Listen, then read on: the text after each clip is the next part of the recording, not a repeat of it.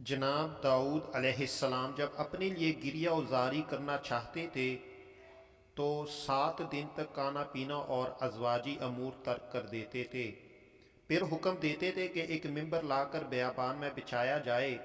اس کے بعد جناب سلیمان علیہ السلام سے فرماتے تھے کہ ممبر پر جائیں اور اعلان کریں: اے جنگل کے جانوروں اور درندوں، اے مردوں اور عورتوں، اے عابدوں اور زاہدوں، اے عبادت خانوں اور خانقاہوں میں زندگی گزارنے والو، آؤ داؤد علیہ السلام کی زبان سے زبور کی تلاوت سنو۔ چنانچہ سب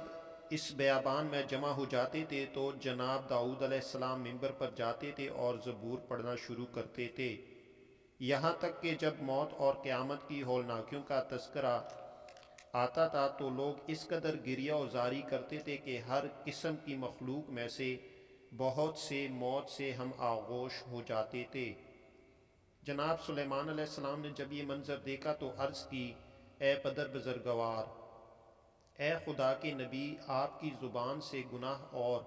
اس کے نتائج کا ذکر سن کر لوگوں کی حالت دگرگوں ہے۔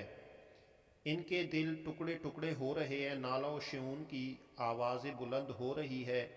بکثرت مخلوقات موت سے ہم آغوش ہو رہی ہیں۔ اگر آپ اس گفتگو کو مختصر کریں تو کیسا ہے؟